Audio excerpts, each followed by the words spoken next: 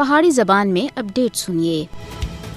5 اگست 2019 میں مودی حکومت کی طرف سے آرٹیکل 370 کو منسوخ کیے جانے کے بعد مقبوضہ جموں کشمیر میں انسانی حقوق کی خلاف ورزیاں میں بڑے پیمانے کے واਧਾ ہوا ہے۔ مقبوضہ جموں کشمیر میں 5 اگست 2019 تھی ان کے ہون تک 700 سے زیادہ کشمیری شہید، 300 سے زیادہ زخمی اور کٹ 18,300 کو گرفتار کر کے بھارتی جیلاں اور بندی خانہ میں بند کیا گیا ہے۔ مقبوضہ جموں کشمیر میں ہر دیہڑا قتل، تشدد اور گرفتاریاں یہ گل ثابت کرتا ہے کہ بھارت کشمیری عوام دے ہر حق کو کانڈ پیچھے سٹ رہا ہے۔ مودی حکومت مقبوضہ جموں کشمیر میں انسانی حقوق کی سخت خلاف ورزیاں کر کے بین الاقوامی قوانین کی کھلم کھلی خلاف ورزی کر رہی ہے۔ کافی سارے آزاد رپورٹوں میں مقبوضہ جموں کشمیر میں بھارتی فوجیوں کی طرف سے بڑے پیمانے کے اتنے انسانی حقوق کی خلاف ورزیاں کو دستاویزی شکل بھی دی گئی ہے۔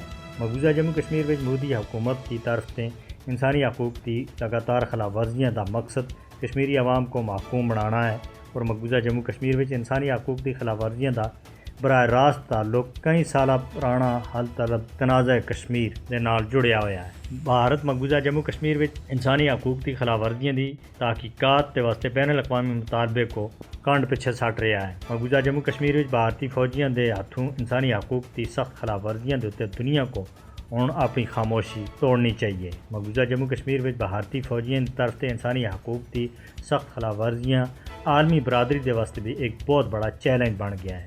مودی حکومت کے اتنے مقبوضہ جموں کشمیر میں انسانی حقوق کی خلاف ورزیاں کو ختم کرنے کے واسطے دباؤ بڑھانا چاہیے تاکہ کشمیری عوام کو بھارتی دہشت گردی اور ظلم سے بچایا جا سکے، جڑا صدیاں سے بھارتی مظالم اور سفاکیت کا سامنا کر رہے ہیں۔